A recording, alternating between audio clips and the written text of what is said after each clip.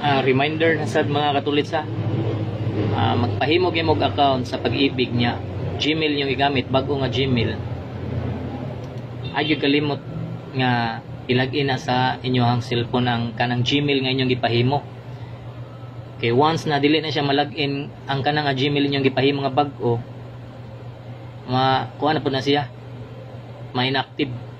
Daghan akong nasugatan karon nga nagpa-online nga nakapahimo sa una og account sa virtual online nya mga bag-o ilang Gmail gigamit karon kay wala nila gilagin sa ilang cellphone. So ang nahitabo karon is na inactive na sad, dili na sad malagin kay i-search na ko sa Gmail, no found record na ilang Gmail.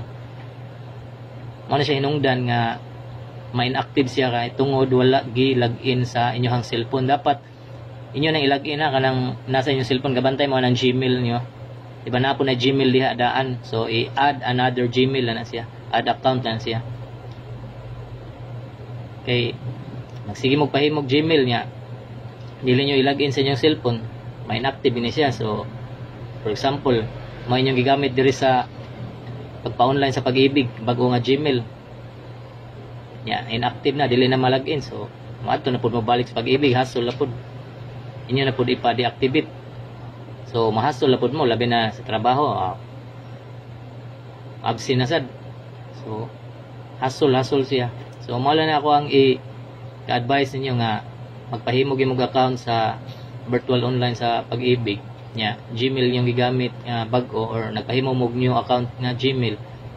Ay mo kalimot nga i-login gina sa inyo ang cellphone. Okay. Sa akong giingon nga og dili na siya malagin, so nagay posibilidad nga may inactive siya.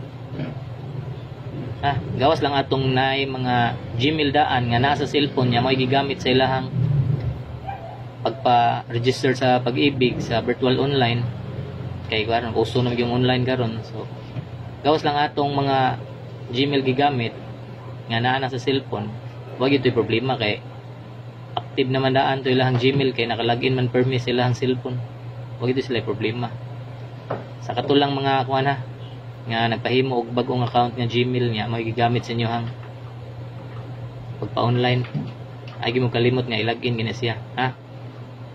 So kung nakuha ra ninyo kasabot asol sige lako-lakaw sig pahimog bag-o na niya magpa-deactivate na pud adto hasol kamo ra gyud mahasol gid.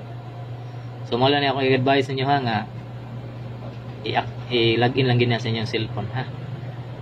Salamat og maura to. Daghang salamat sa pagpinaw.